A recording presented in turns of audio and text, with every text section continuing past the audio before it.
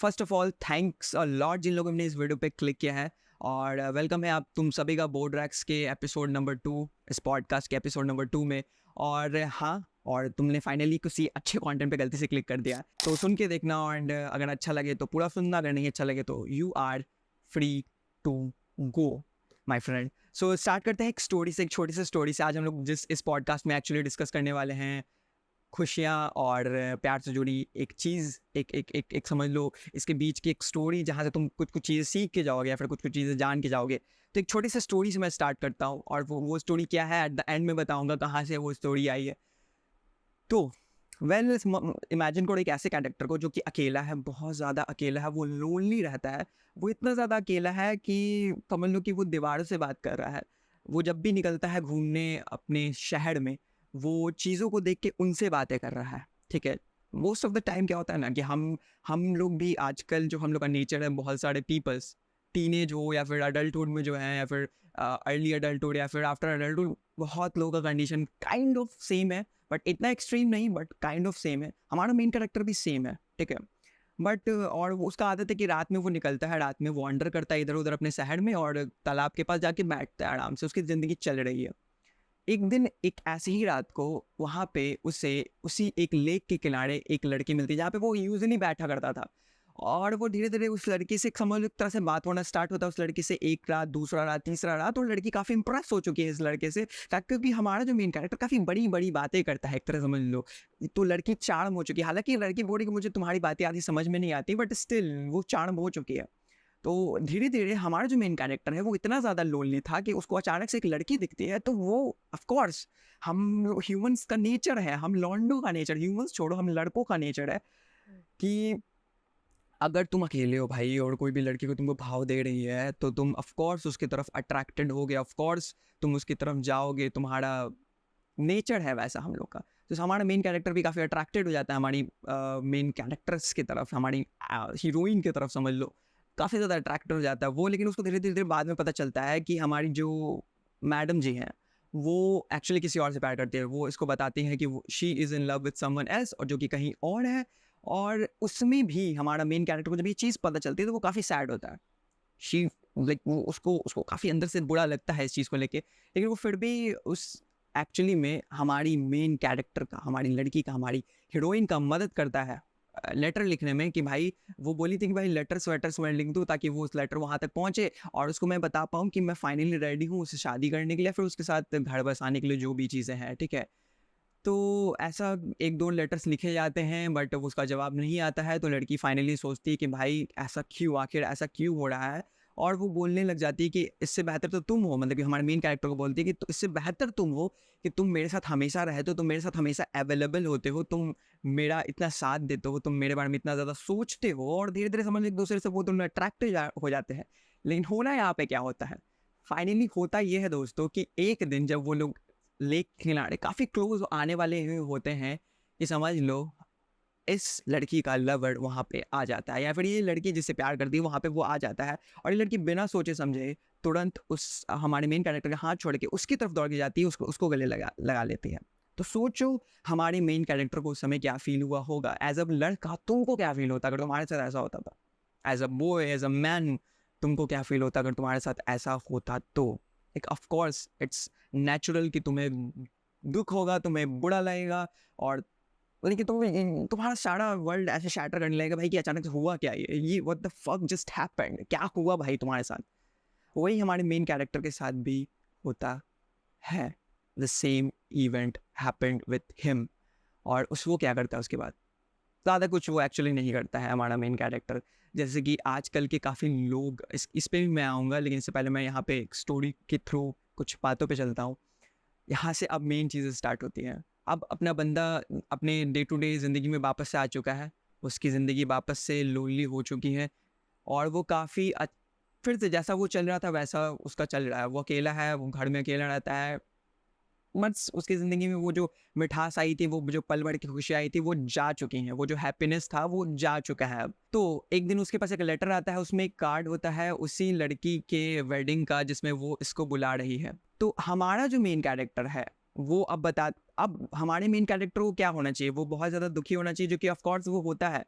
और वो फाइनल जो मोमेंट है, समझ लो कि फाइनल एडवाइस या फिर समझ लो कि एक फाइनल कोट जो कि हमारा मेन कैरेक्टर कहता है, यहाँ से चीज़ें स्टार्ट होंगी, यहाँ से चीज़ें मज़ा आएंगी। क्योंकि भाई देखो उसका फाइनल कोट ध्यान से सुनना, my God, a whole moment of happiness is that too little for the whole of man's life. इस कोट का मतलब क्या है? वेल, इस कोट का काफ़ी ज़्यादा डीप मीनिंग है और काफ़ी मायनों में इस कोट का तुम मतलब निकाल सकते हो।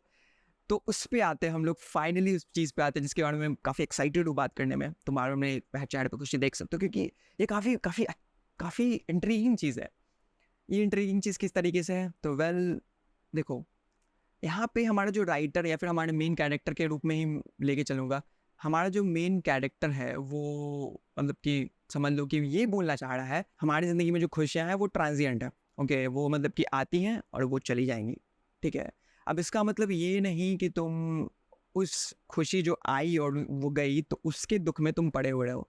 हाँ, यहाँ पे हालांकि इस कोट में दोनों चीज़ें दिख रही हैं, वो डुअलिटी दिख रहा है कि हाँ हमारा जो मेन कैरेक्टर है वो सैड तो है ये बात सोच के कि हाँ वो उसकी ज़िंदगी में वो खुशी आई थी, वो काश वो थोड़े और लंबे समय तक रहती, लेकिन वो रह नहीं पाई।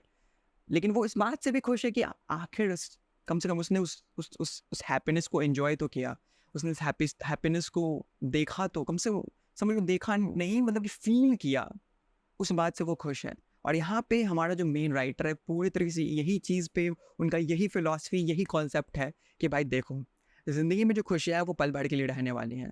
तुम्हारे साथ वो कभी हमेशा के लिए वो रहेंगी नहीं, वो स्टिक नहीं रहेंगी। वो ये बात हम लोग कहीं ना कहीं सबको ही जानते हैं कि ये जो खुशी है वो पल भर के लिए ही रहने वाली है। जैसे कि हमारे कैरेक्टर के लाइफ में वो जो लड़की आई थी, वो जो लड़की आई और वो गई, तो हमारा जो कैरेक्टर है उस वो काफ़ी शैटर्ड तो फील किया ही होगा।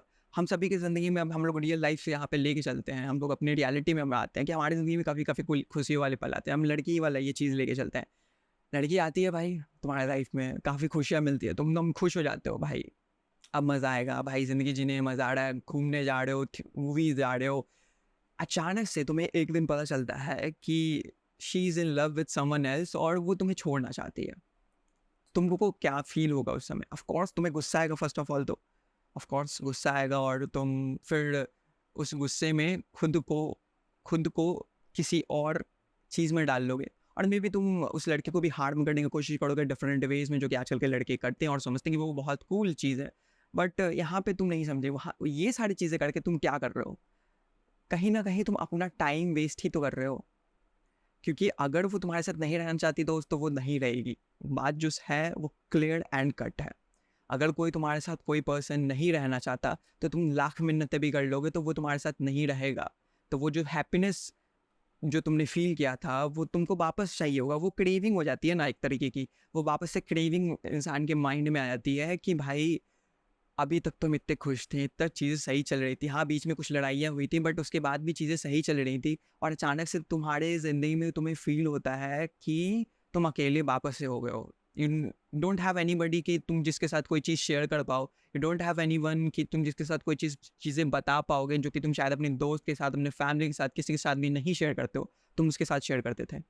और तुम अचानक से उसी पोज़ीशन पे आ जाते हो तो तुम्हें एक इनसिक्योरिटी फ़ील होती है कि भाई अब क्या होगा? इसलिए तुम इस सारे अननेसेसरी स्टेप्स लेते हो। लेकिन हमारा जो मेन कैरेक्टर है वो उसने ऐसा नहीं किया। उसने उसने इस चीज़ को सोचा कि भाई देखो कम से कम मैंने उस खुशी को एन्जॉय तो किया था। एटलीस्ट मेरा जो लोनली लाइफ़ था, एटलीस्ट जो मैं इतना दुःख में जी रहा था या फिर जो डिसअपियर था उसमें जो मैं जी रहा था, एटलीस्ट उस सारे पल में एक जो खुशी थी वो तो आई। उसके बेसिस पे शायद मैं पूरी अपनी ज़िंदगी बिता दूँ। उससे मैंने जो भी चीज़ सीखा या फिर उससे मैंने उस पल में जो भी मैंने एन्जॉय किया उसके बेसिस पे मैं ज़िंदगी बिता बिता सकता हूँ। और ये काफ़ी इन डीप बात है क्योंकि देखो हाँ, तुम लोग सोचोगे भाई एक खुशी के बेसिस पे पूरी ज़िंदगी कैसे बिताया जा सकता है? तो दोस्त देखो तुम्हारी ज़िंदगी में भी काफ़ी ज़्यादा खुशी के पल आए होंगे, लेकिन सभी उनमें से सभी मैटर नहीं करते होंगे। तो यहाँ पे वही वाली बात हो गई, quality of happiness matter not the quantity of happiness. तो यहाँ पर भी वही है ना, जिस चीज़ में तुम्हें सबसे ज़्यादा खुशी मिली होगी, तुम आज भी उसको याद करते होगे तो तुम्हें ऑफ कोर्स खुशी मिलती होगी आफ्टर दैट, सोचने के बाद उस चीज़ के बारे में कि हाँ, मैंने उसके साथ वो लम्हे बिताए थे। ना कि हाँ, तुम्हें दुःख भी उसके साथ आएगा, क्योंकि ये देखो हैप्पीनेस का चक्कर क्या है ना, वो अपने साथ सैडनेस को लेके रखता है, बैक ऑफ द हेड वो सैडनेस को लेके रखता है। बट हमारा जो काम क्या है, हमारा काम है गुड पिक्चर को देखना। वो सैडनेस तो उसके साथ रहेगा ही, क्योंकि कहीं न कहीं अगर तुम उस मेमोरी को याद करोगे, वो हैप्पीनेस के पल को याद करोगे, तो उसके बैक में वो दुःख खड़ा है उसके पीछे, हथियार लेके कि भाई रुक, अभी मैं बताता हूँ कि इसके बाद क्या हुआ था। तो वो उसके बाद वाले पार्ट पे जाना ही नहीं है, क्यों चाहोगे? आगे बढ़ चुके हो तुम उससे। उस दुखी वाले पार्ट पे जाने से फ़ायदा ही क्या है? तुम खुशी वाले पल को याद करके तुम खुश हो लिए, काफ़ी है उससे ज़्यादा। उससे ज़्यादा तुमको इन डेप्थ में फिर से उसी डीप होल में घुसना कि भाई उसने मेरे साथ तो ऐसा किया था, उसने तो मेरे को बेंच करके रखा था, कि भाई उसने उसने मुझे बेंच किया, किसी और के साथ भी वो रही और फिर at the end of the मेरा कुछ नहीं हुआ। देखो ये सारी चीज़ें तुम सोचोगे, अपना टाइम वेस्ट करोगे। हम मेरे को सीरियसली मैं सीधे भाषा में बात करता हूँ, ठीक है ना? मेरे को चीज़ों को कॉम्प्लेक्स करना नहीं आता ज़्यादा, ठीक है ना? करूँगा एक टाइम पे, जब आएगा तो मैं कॉम्प्लेक्स करके भी चीज़ें कहूँगा, बट मेरे को सीधा समझो, तुम एक चीज़ को सीधा समझो। तुम बैठे उस चीज़ के बारे में इतना ज़्यादा चीज़ सोचे, और तुम्हें एट द एंड में क्या मिला? तुम किसी कोई लड़की तुमको बेंच करके चली गई थी, ठीक है ना? तुमको बेंच करके रखती है, ठीक है? चलो मान लो एक बेंच करके, एक कॉन्सेप्ट मैं तुमको समझाता हूँ। एक मकड़ी का जाल है, ठीक है ना? उस मकड़ी के जाल में एक मकड़ी रहती है, वो अपना जाल बुनती है, ठीक है? वो जाल बुनते, उसके अंदर काफ़ी सारे कीड़े आके फँसते हैं, ठीक है? तो क्या मकड़ी उन कीड़ों को तुरंत खा लेती है? नहीं ना। वो क्या करती है ना, वो मकड़ी काफ़ी इंटेलिजेंट होती है, मेरे को लगता है। और यहाँ पे मैं मकड़ी को लड़कियों से ही कनेक्ट कर रहा हूँ। वो काफ़ी इंटेलिजेंट पीपल्स हैं। वो काफ़ी, मेरे को लड़के काफ़ी इंटेलिजेंट लगती हैं, फ्रॉम फ्रॉम लाइक वो भाई अनदर लेवल पे गेम खेलेंगे। तो देखो मकड़ी का काम क्या होता है, वो क्या करेगी, अपने अपनी फूड को या तो वो अपने वेब से रैप करके वो रख देगी, और जब उनका मन करेगा, जब उनको भूख लगेगी, तब वो आके उसको ईट करेगी। और उस जाल में काफ़ी सारे एक्चुअली में फंसे हुए होते हैं फूड, जिसको वो इन फ्यूचर खाएगी, जिसको वो संभाल के रखी हुई है। तो वन ऑफ द उसके लिए उसका फूड है। रियलिटी यही है दोस्त, you are one of that food, जिसको वो ईट की और उसका मन बढ़ गया तो वो आगे बढ़ गई। तो तुम्हारा फिर आएगा भाई ऐसे कैसे, how dare she can play with your emotions. तो तो मेरा मेरा सिंपल जवाब है, she can bro, she can like play with your emotions. क्योंकि तुम्हें प्ले करना नहीं आता है तो किसी और को प्ले करना आता है, तो वो अपना प्ले गेम करेगा। तुम्हारा काम था उस समय कि अवेयर होना, तुम्हारा काम था अगर चीज़ें गलत हो रही थी तो तुम उस समय बैक ऑफ होना। देखो हम लोग कहाँ थे और कहाँ आ गए, किस टॉपिक पे मैं घुस गया फाइनली। ये टॉपिक ही ऐसा भाई, कहाँ हम लोग खुशियाँ की बातें कर रहे थे और खुशी से सीधा जंप लगा दिया इस टॉपिक पे। तो खैर इसमें घुसे तो थोड़ा सा और बात कर ही लेते हैं इस चीज़ पे। तो भाई यही है कि अगर तुमने किसी के साथ अगर खुशी के पल बिताए हैं, वो काफ़ी अच्छा उसको संजोग के रखो, क्योंकि मोमेंट ऑफ हैप्पीनेस तुम जानते हो ट्रांजिएंट नेचर का है, आएगा जाएगा आएगा जाएगा। और ये जो कोट है, जो फाइनल कोट है ना, ये यही बताना चाह रहा भाई, यही क्वेश्चन भी अराइज कर रहा है, पूछा है क्या एक खुशी बेसिस पे तुम जिंदगी जी सकते हो? हाँ जी सकते हो मेरे दोस्त। वो एक खुशी, अब देखो यहाँ पे रियलिटी के बेसिस में बात करें तो वो एक जो खुशी आई थी तुम्हारी जिंदगी में, अब रियलिटी के बेसिस पे और भी आएंगी ना। मैं बुक के हिसाब से नहीं बात कर रहा, मैं बात कर रहा हूँ इन रियल, ठीक है ना? आएंगी, ठीक है, वो आएंगी, वो तुम्हारी ज़िंदगी में आएंगी, वो तुम्हें खुश करेंगी, और कहीं कभी ना कभी वो चीज़ें भी जाएंगी। जाना है, तुम्हारे मॉम डैड है, सिंपल एग्जांपल मिला तो तुम्हारे मॉम डैड है, तुम्हारे मॉम डैड के साथ अभी तुम्हें मज़ा आ रहा है, काफ़ी ज़्यादा तुम खुश हो, लेकिन रियलिटी तो यही है, और कहीं बैक ऑफ दैट तुम भी जान रहे हो कि उनका भी मरना तय है। तो क्या इसके कारण तुम उनके साथ वो जो खुशी के पल है वो इन्जॉय करना बंद कर दोगे? या फिर जो खुशी के पल तुमने एन्जॉय किए हैं उसको लेके नेगेटिव अप्रोच अब रखोगे तो? क्योंकि उनका भी तो मरना तय है, वो भी एक दिन तुम्हारे साथ नहीं रहेंगे, वो भी मर जाएंगे। रियलिटी, अब हम लोग थोड़े एग्जिस्टेंशियलिज्म में नहीं घुसना चाहते, बट स्टिल तुमको ये मान के चलना है दोस्त कि जो खुशी आएगी वो खुशी एक दिन किसी और के साथ जाएगी। यही यही नेचर है उस खुशी का। और खुशी ऐसी ही होती है, वो अपने साथ सैडनेस को भी लाएगी, क्योंकि वो दोनों एक दूसरे के, समझ लो पोलर अपोजिट्स है, वो एक दूसरे के साथ ही आते हैं। वो अकेले नहीं आते, कभी भी वो अकेले नहीं आएंगे। और तुम अपने लाइफ के कुछ पलों में झांक के भी देख सकते हो कि वो कभी भी अकेले आए ही नहीं है। That is the point bro. तुम कोई भी एग्जाम्पल उठा लो, तुम ज़िंदगी के किसी पल में तुम्हारे 10th में तुमने पास किया था, 80%, 90%, 95% जितने भी परसेंटेज तुम्हारे आए थे, 70, 60 जितने भी परसेंट आए थे, तुम अपने हिसाब से खुश थे, तुम्हारी फैमिली खुश थी, बट उसके आगे 11th का प्रेशर भी था तुम्हारे साथ, था कि नहीं था? ऑफ कोर्स था तुम्हारे साथ। तो वो खुशी अपने साथ एक दुख लेके आती है। ये चीज़ को एक्सेप्ट कर लो, इस चीज़ को सीख लो, और जिस दिन इस चीज़ को एक्सेप्ट कर लिया ना कि भाई वो खुशी एक दुख लेके आ रही है और उसके लिए मैं रेडी हूँ, तो तुम उस खुशी को, जिस पल में तुम जी रहे हो, उसको इतना ज़्यादा इंजॉय करोगे ना, उस एक बिजार लेवल पे इंजॉय करोगे ना कि तुम फिर भूल जाओगे कि भाई दुख दुख दुख दुख तुमको उतना ज़्यादा फील शायद ना हो वो दुख तुम्हारी ज़िंदगी में उतना ज़्यादा फील।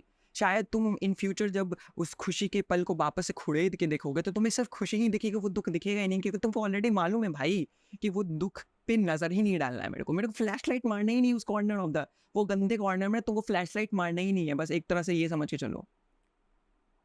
बस यही है मैटर ऑफ थिंग। और हाँ, और ये जो स्टोरी मैंने स्टार्टिंग में जो सुनाई थी, वो काफ़ी, अगर कुछ लोग अगर यहाँ तक देख रहे हो तो कुछ लोगों ने गेस कर लिया था ऑलरेडी, जैसे ही मैंने रात की बात की। Actually that was from the book by Fyodor Dostoevsky, और इसमें काफ़ी सारे शॉर्ट स्टोरीज हैं, जिसमें से एक शॉर्ट स्टोरी है white night, one of his famous work. और मैं ज़रूर कहूँगा कि तुम लोग जाके उस वर्क को पढ़ोगे तो और तुमको भी इन डेप्थ चीज़ें मिलेंगी। मैंने तो यहाँ पे ओवरऑल तरीके से बात किया है, काफ़ी काफ़ी काफ़ी काफ़ी ऊपर तरीके से मैंने छुआ है इसको, बस शायद तुम पढ़ो तो तुम्हें और चीज़ें मिले, तुम और चीज़ें जानो।